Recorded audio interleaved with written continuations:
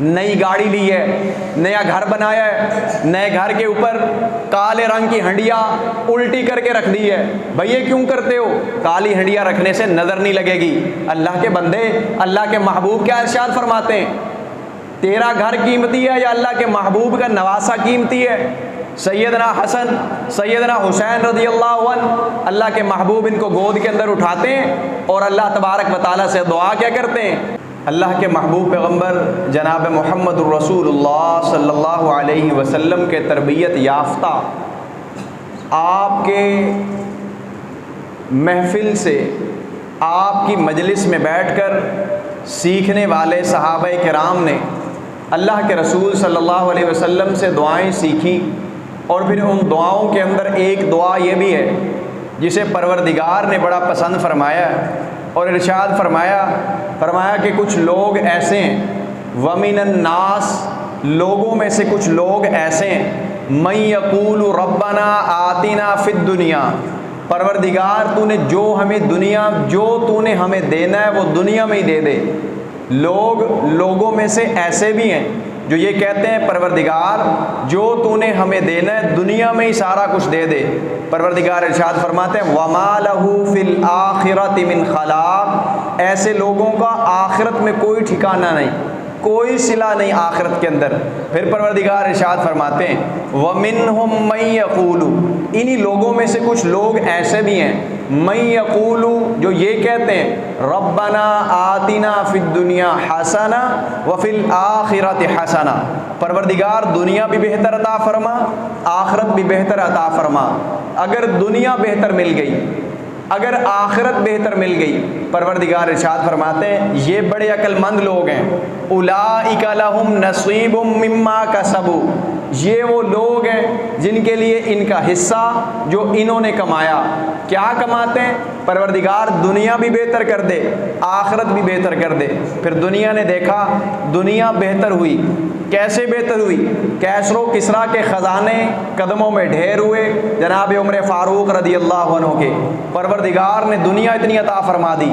ایک وقت آیا جناب عمر فاروق رضی اللہ عنہ کا زمانہ ہے، زکوٰۃ دینے کے لیے بندے جاتے ہیں، زکوٰۃ موصول ہو چکی، زکوٰۃ خلیفہ کے پاس پہنچ چکی، اب اعلان ہوتا ہے جس کو جتنی ضرورت ہے اپنی ضرورت کے مطابق خلیفہ سے آ کے لے جائے۔ زکوٰۃ دینے والے موجود ہیں، زکوٰۃ لینے والا موجود نہیں ہے۔ یہ دنیا بہتر کا نتیجہ ہے۔ تو لہٰذا جب پروردگار سے دعا مانگیں، دعا مانگا کریں پروردگار دنیا بھی بہتر عطا فرما، آخرت بھی بہتر عطا فرما۔ دنیا میں بھی بھلائی چاہتے ہیں، آخرت میں بھی بھلائی چاہتے ہیں۔ اللہ تبارک و تعالیٰ سے اس قیمتی دعا کو ضرور مانگا کریں، اپنی نمازوں کے اندر، اپنے سجدوں کے اندر، اپنی عبادت کے اندر ضرور مانگا کریں۔ اللہ تبارک و تعالیٰ سورۃ التوبہ کے اندر ارشاد فرماتے ہیں، اپنے محبوب پیغمبر جناب محمد الرسول اللہ صلی اللہ علیہ وسلم کو ارشاد فرماتے ہیں، میرے محبوب پیغمبر آپ اپنی زبان نبوت سے اعلان کر دیجئے، قُلْ لَن يُصِيبَنَا إِلَّا مَا كَتَبَ اللَّهُ لَنَا، کوئی مصیبت ہم تک نہیں پہنچتی مگر یہ کہ میرے پروردگار نے اس کو لکھا ہوتا ہے۔ پروردگار ہمارے لیے جو مصیبت لکھتا ہے صرف وہی مصیبت ہمیں پہنچتی ہے۔ ہوا مولانا، وہ ہمارا کارساز ہے، وہ ہمارا مددگار ہے۔ وعلی اللہ فلیتوکل المؤمنون، اور مومنوں کو اپنے رب پر ہی بھروسہ رکھنا چاہیے۔ آج اسلامی تاریخ کا محرم الحرام کا آخری دن، کل سے سفر کا مہینہ شروع ہونے والا ہے۔ یہ مہینہ سفر والا کیسا مہینہ ہے؟ اللہ کے محبوب پیغمبر جناب محمد الرسول اللہ صلی اللہ علیہ وسلم کی تشریف آوری نہیں ہوئی، دنیا کائنات کے اندر ابھی محبوب پیغمبر تشریف نہیں لائے۔ لوگوں کے عقائد و نظریات کیا ہیں؟ سفر کا مہینہ بڑا منحوس ہے۔ لوگ یہ کہتے ہیں سفر کے اندر کسی بھی کاروبار کا آغاز نہیں کرنا، سفر کے مہینے میں شادی بیاہ نہیں کرنے، سفر کے مہینے کے اندر کوئی خوشی نہیں منانی۔ سفر کا لفظی مطلب ہوتا ہے خالی کر دینا، کسی جگہ کو خالی کر دینا۔ یہ وہ مہینہ ہے جس مہینے کے اندر کفار عرب اپنے گھروں کو خالی کر دیا کرتے، پورا گھر خالی کر کے دور دراز علاقوں کے اندر نکل جاتے، لوگوں سے لڑائی جھگڑے کرنے کے لیے نکل جاتے، اپنے گھروں کو چھوڑ دیتے اور کہتے یہ مہینہ تو ہے ہی سراسر نحوست والا۔ پھر جناب محمد الرسول اللہ صلی اللہ علیہ وسلم تشریف لائے، محبوب پیغمبر ارشاد فرماتے ہیں میرے صحابہ، لا عدوہ، کوئی بیماری متعدی نہیں ہے، کوئی بیماری خود بخود لگنے والی نہیں ہے۔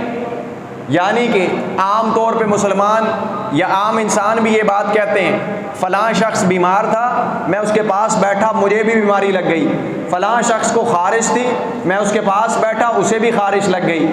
جب جناب محمد الرسول اللہ صلی اللہ علیہ وسلم اس بات کا اعلان فرما رہے تھے، یہ حدیث ارشاد فرما رہے تھے، ایک صحابی رسول تشریف لائے اور فرمانے لگے اللہ کے محبوب، ہم نے تو صبح و شام یہ دیکھا ہے، یہ مشاہدہ کیا ہے، اگر ہم اپنا تندرست اونٹ بیمار اونٹوں کے ساتھ باندھ دیتے ہیں، تندرست اونٹ بیمار ہو جاتا ہے۔ اللہ کے رسول صلی اللہ علیہ وسلم پھر تو یہی ہوا نا، ثابت تو یہ ہوتا ہے اس بیمار اونٹ کی بیماری اس تندرست اونٹ کو لگی ہے۔ تو جناب رسول اللہ صلی اللہ علیہ وسلم نے ارشاد فرمایا اے میرے صحابی مجھے یہ بتا، وہ جو پہلا اونٹ تھا جس کو بیماری لگی تھی اس کو بیماری کہاں سے لگی تھی؟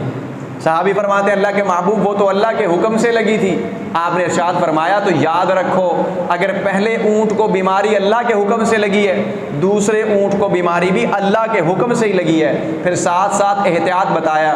اللہ کے رسول صلی اللہ علیہ وسلم ارشاد فرماتے ہیں میرے صحابہ احتیاط کرو، اپنے بیمار جانوروں کے ساتھ اپنے تندرست جانوروں کو مت باندھو، احتیاط کرو، لیکن عقیدہ یہ رکھو بیماری دینے والا بھی پروردگار ہے، صحت دینے والا بھی پروردگار ہے۔ کسی کے پاس بیماری کا اختیار نہیں، کسی کے پاس اختیار نہیں کسی کو تندرست رکھنے کا۔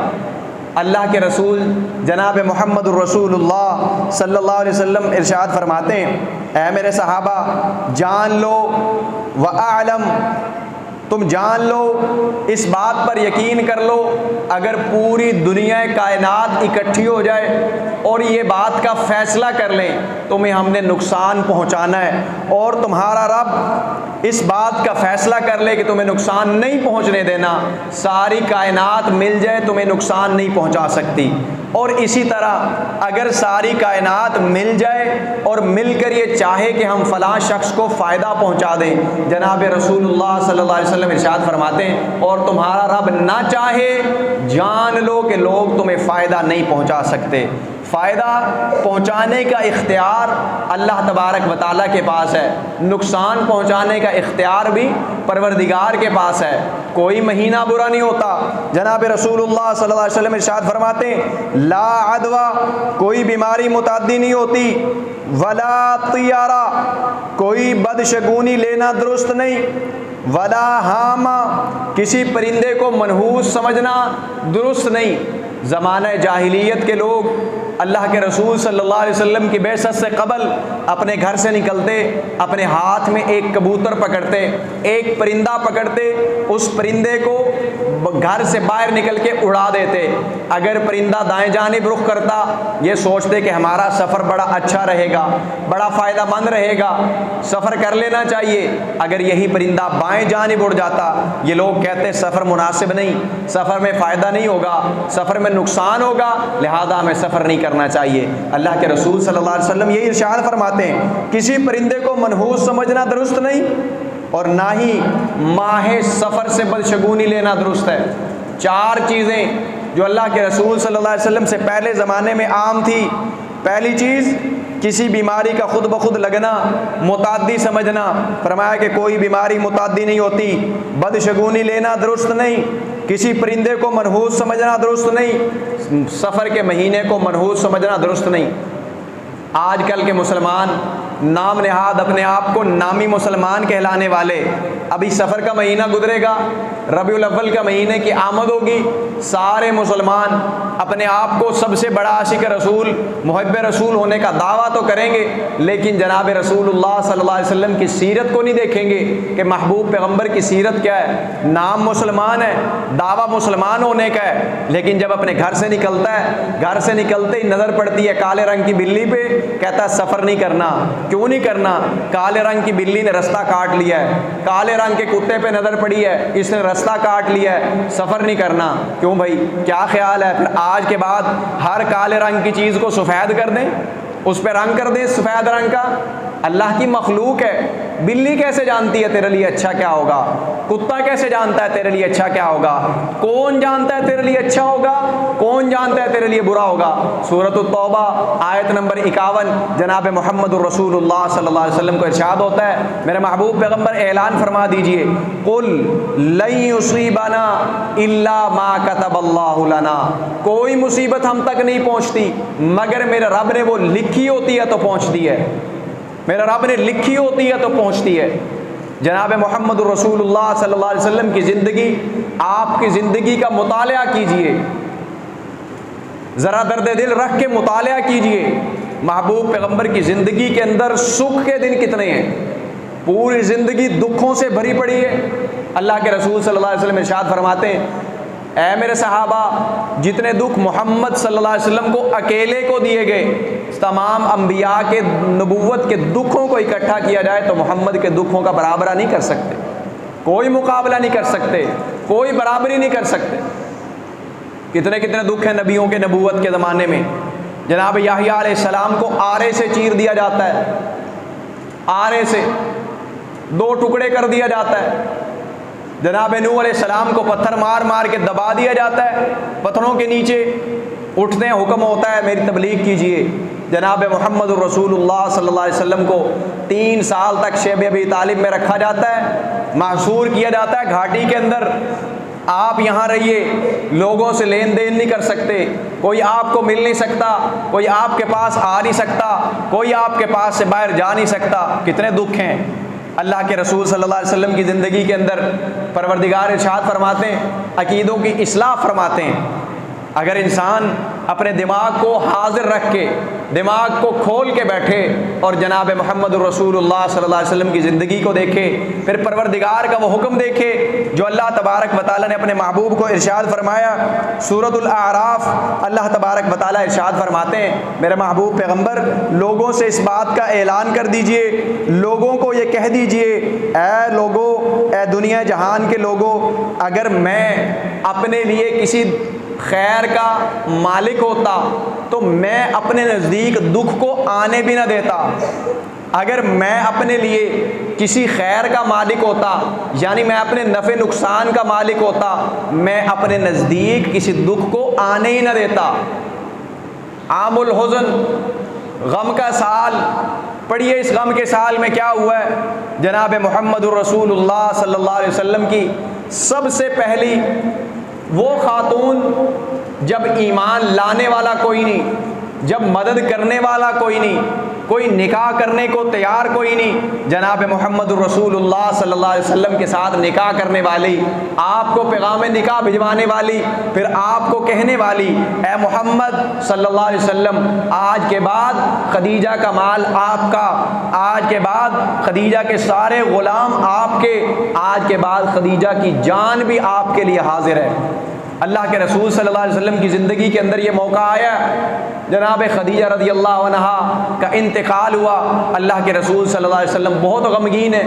پھر اسی سال میں انتقال ہوا اللہ کے رسول صلی اللہ علیہ وسلم کے چچا حضرت ابو طالب کا۔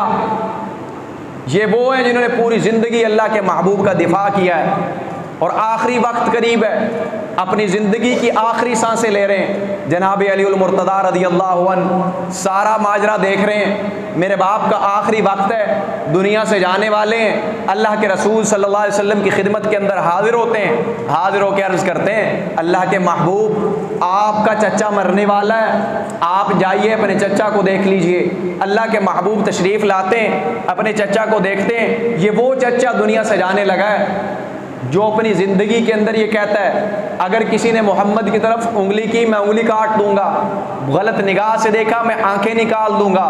یہی وہ چچا ہے، شیب ابی طالب میں محصور، اللہ کے رسول صلی اللہ علیہ وسلم کی خدمت کرتا ہے، ایمان نہیں لایا پھر بھی خدمت کرتا ہے سردار، لوگ جانتے ہیں سردار ہے، اس کے بھتیجے کے ساتھ کسی قسم کی کوئی غلط حرکت نہ کرنا، ورنہ سردار ہے تمہیں چھوڑے گا نہیں، دنیا سے جانے کا وقت ہے۔ اللہ کے رسول صلی اللہ علیہ وسلم کو اطلاع ہوتی ہے، آپ تشریف لاتے ہیں، اپنی گود مبارک کے اندر چچا کا سر رکھتے ہیں اور ساتھ کیا کہتے ہیں، اے میرے چچا ایک بار کلمہ تو پڑھ دے، میرے کان میں ہی پڑھ دے، اونچی آواز میں نہیں پڑھتا، میرے کان میں پڑھ دے، قیامت کے دن میں پروردگار کی عدالت کے اندر تیرا گواہ بن کے پیش ہوں گا، گواہ بن جاؤں گا۔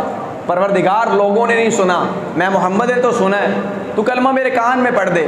ساتھ ابو جہل کھڑا ہے، کیا کہتا ہے، نانا تو سردار ہے، موت کے ڈر سے کلمہ نہ پڑھنا، تیرے دنیا سے جانے کے بعد لوگ یہ کہیں گے سردار نے موت کے ڈر سے کلمہ پڑھا تھا، تو کلمہ نہ پڑھ لینا۔ یہی ابو جہل بے ایمان ہے۔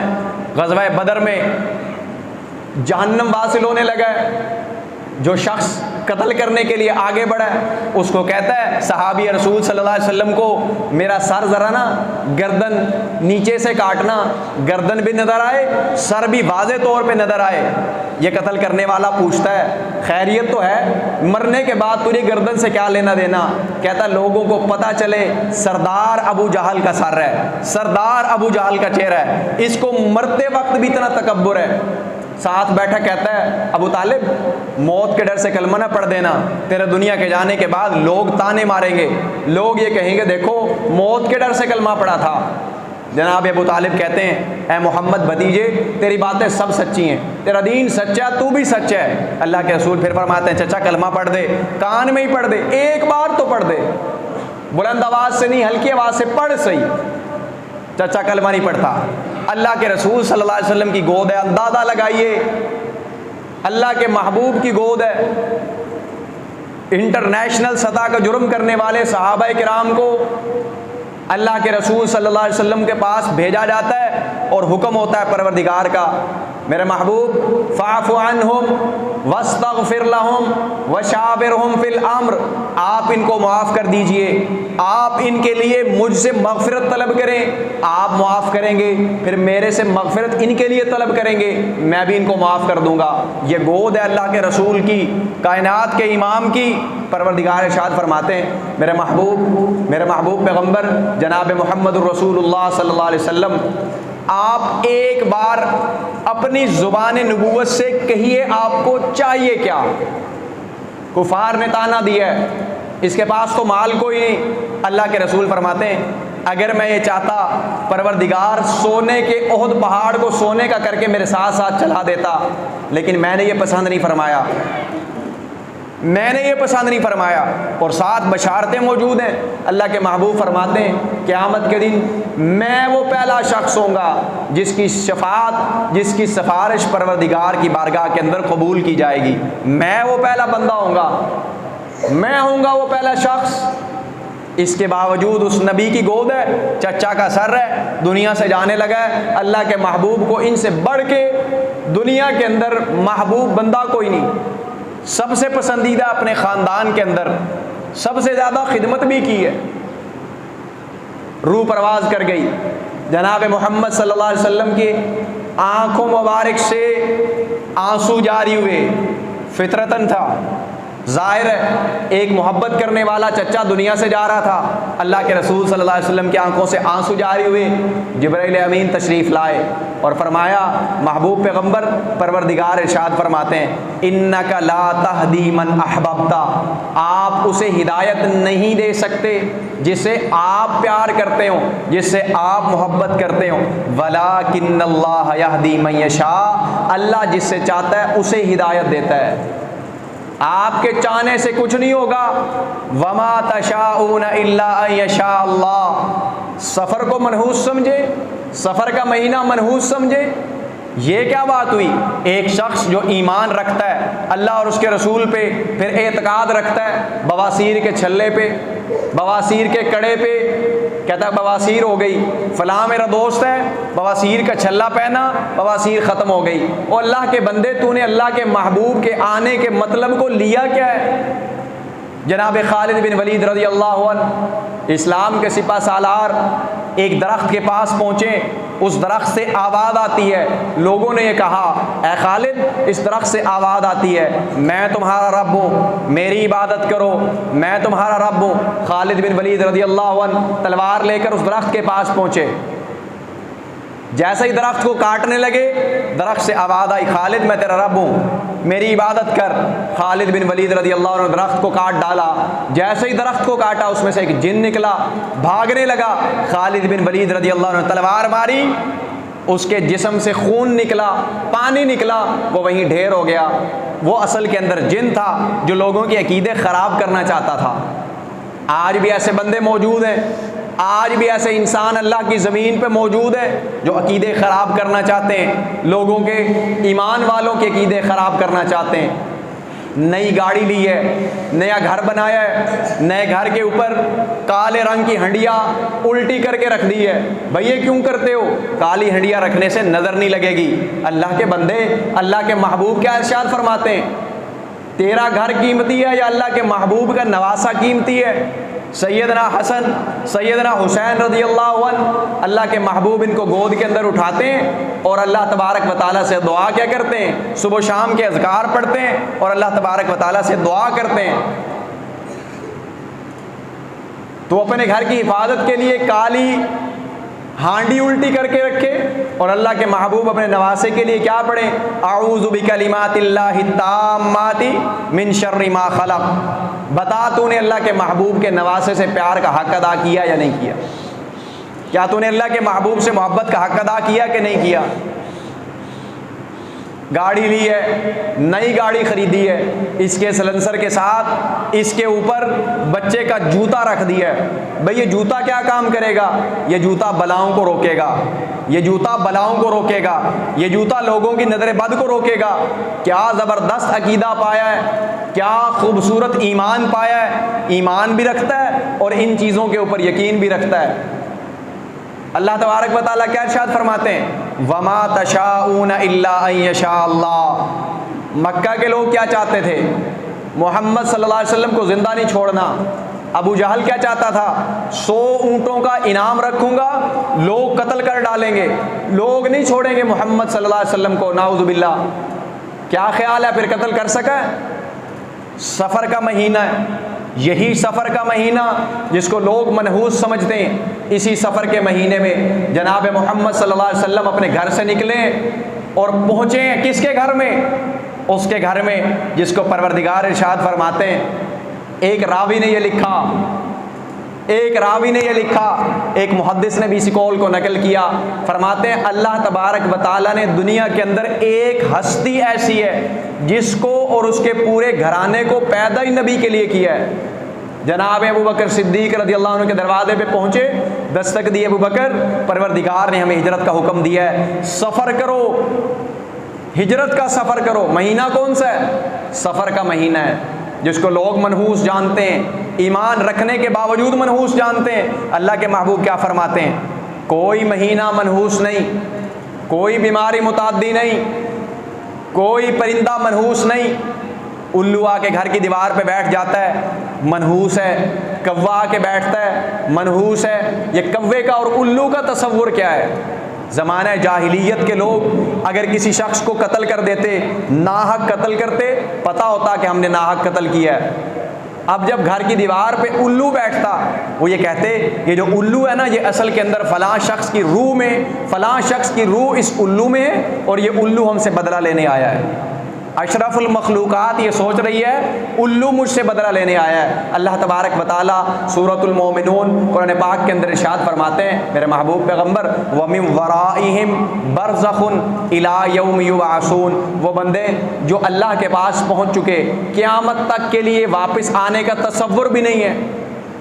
ایمانداری سے بتائیے، اپنے ذہن کو حاضر رکھیے، سوچئے جو بندہ دنیا سے نیک اعمال کر کے گیا ہے، جو بندہ اللہ کی جنت میں پہنچا ہے، اسے کیا ضرورت اس دنیا میں واپس آنے کی؟ کیا اس کا دل کرے گا دنیا میں آنے کے لیے؟ اور وہ بندہ جو اللہ کی زمین پہ رہتے ہوئے سرکشی اور نافرمانی کی زندگی بسر کر کے گیا ہے، اللہ کے پاس پہنچا ہے، اللہ کی گرفت میں ہے، فرشتے کوڑے لگا رہے ہیں، کیا خیال ہے فرشتے اس کو دنیا میں آنے دیں گے؟ اس کا تو تصور بھی ممکن نہیں۔ چہ جائے کہ ہم یہ کہیں روح واپس آ گئی، ہمارے گھروں کے اندر بیٹھی۔ اللہ تبارک و تعالی ہمیں عقیدے کی اصلاح کرنے کی توفیق عطا فرمائے۔ جب تک عقیدہ درست نہیں، 100 اعمال کریں، اللہ کے راستے کے اندر جو مرضی دیں، قابل قبول نہیں۔ عقیدہ شرط ہے، اگر عقیدے کی شرط نہ ہو، اعمال اپنے بھی دیکھیے، اعمال ابو جہل کے بھی دیکھیے، سب سے زیادہ بیواؤں کی خدمت کرنے والا، سب سے زیادہ یتیموں کی خدمت کرنے والا، سب سے زیادہ اللہ کے راستے میں خرچ کرنے والا، مساجد تعمیر کرنے والا ابو جہل سے بڑھ کے کوئی نہیں ہے۔ حاجیوں کی خدمت کرنے والا بھی یہی ہے، لیکن پروردگار کیا فرماتے ہیں؟ اس کے پاس ایمان نہیں، اعمال صالحہ نہیں، عقیدہ نہیں، اس کے اعمال ہماری بارگاہ کے اندر قابل قبول نہیں۔ اگر ہمارا بھی وہ عقیدہ ہو جو اللہ کے محبوب کے آنے سے پہلے لوگوں کا تھا، تو ہم نے کیا فائدہ حاصل کیا اللہ کے محبوب کے دنیا میں آنے کا؟ کیا فائدہ ہوا؟ اللہ تبارک و تعالی ہمیں عقیدے درست کرنے کی توفیق عطا فرمائے۔ اگر عقیدہ ہے سارا کچھ ہے، اگر عقیدہ درست نہیں کوئی عمل درست نہیں۔ اللہ کے رسول صلی اللہ علیہ وسلم نے ارشاد فرمایا، آپ ارشاد فرماتے ہیں جاہلیت کے کاموں میں 4 کام میری امت میں سب سے زیادہ ہوں گے۔ یہ چاروں کام سنیے، پھر اندازہ لگائیے کہ ہم جاہل ہیں یا ہم عقل مند ہیں۔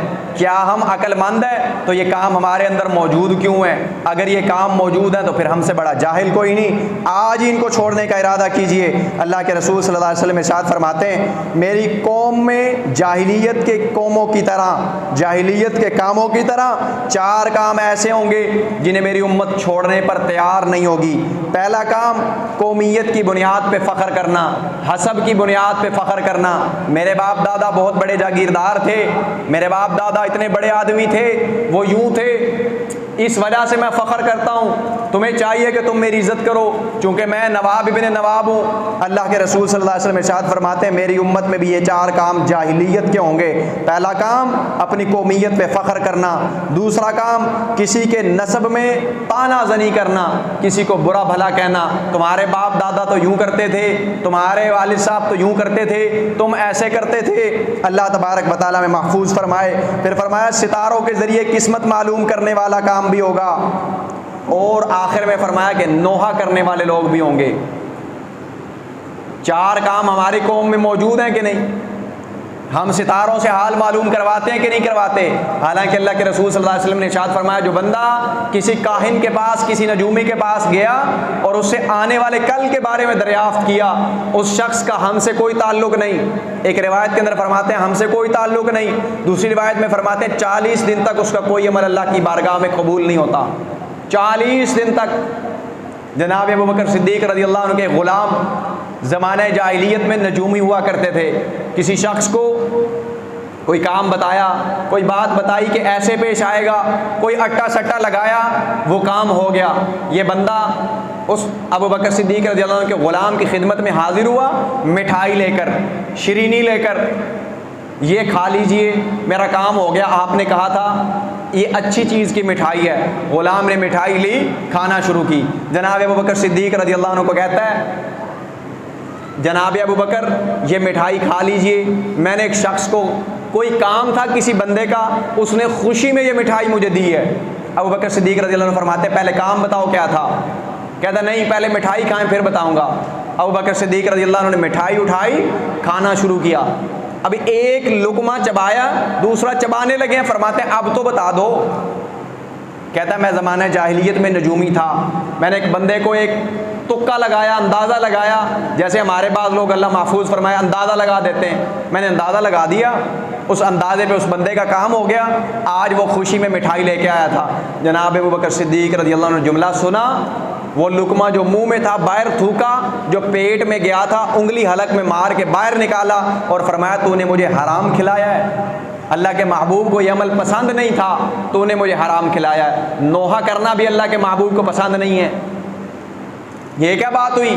دنیا سے جانے والا تیرا باپ سونے کا تھا، تیری ماں سونے کی تھی، اللہ کے محبوب کی ازواج مطہرات فوت نہیں ہوئی، اللہ کے محبوب کی زوجہ محترمہ دنیا سے نہیں گئی، اللہ کے محبوب کی والدہ فوت نہیں ہوئی؟ کیا اللہ کے محبوب کی زندگی سے یہ کام ملتا ہو؟ آپ کے اصحاب کی زندگی سے ملتا ہو؟ جناب حضرت صفیہ رضی اللہ عنہ کو اللہ کے محبوب نے کیوں منع کیا تھا حضرت امیر حمزہ رضی اللہ عنہ کا جسد اطہر دیکھنے سے؟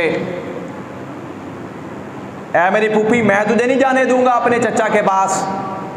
اے محمد، کیوں نہیں جانے دو گے؟